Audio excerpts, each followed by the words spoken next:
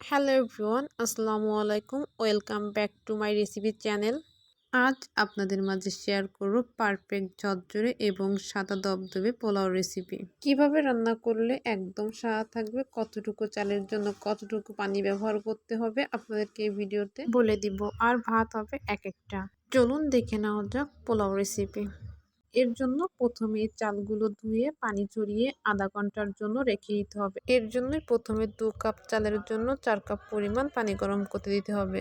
এরপর একটি পাতিলে তেল গরম করে নিয়ে দিয়ে দিতে হবে 4 থেকে 5টা মিডিয়াম সাইজের পেঁয়াজ কুচি। এরপর দিয়ে দিতে হবে দারুচিনি, এলাচ, 1 টেবিল চামচ লবণ, 1 টেবিল চামচ আদা বাটা। এরপর সমস্ত উপকরণগুলো খুন্তির সাহায্যে নাড়িয়ে কিছুক্ষণ কষিয়ে নিতে হবে। কিছুক্ষণ কষিয়ে নেওয়ার পর দেখতে পাচ্ছেন যে পেঁয়াজগুলো হালকা বাদামি কালার হয়ে আসছে। এ পর্যায়ে দিয়ে দিতে হবে থেকে ধুয়ে পানি ঝরিয়ে রাখা পোলাও চালগুলো দিয়ে দিতে হবে।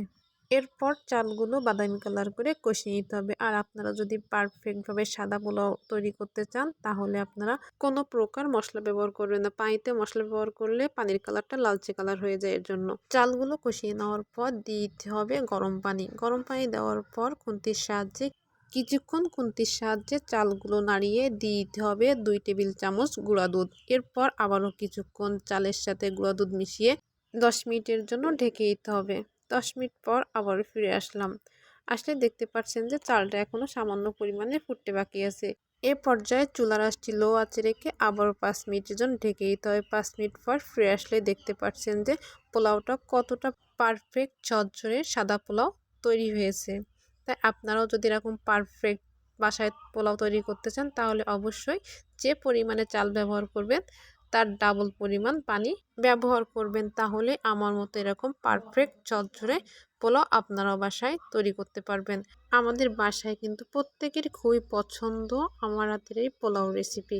তাই আপনারাও যদি আপনাদের বাসায় এরকমভাবে পোলাও তৈরি করেন তাহলে প্রত্যেকেই খুবই পছন্দ করবে।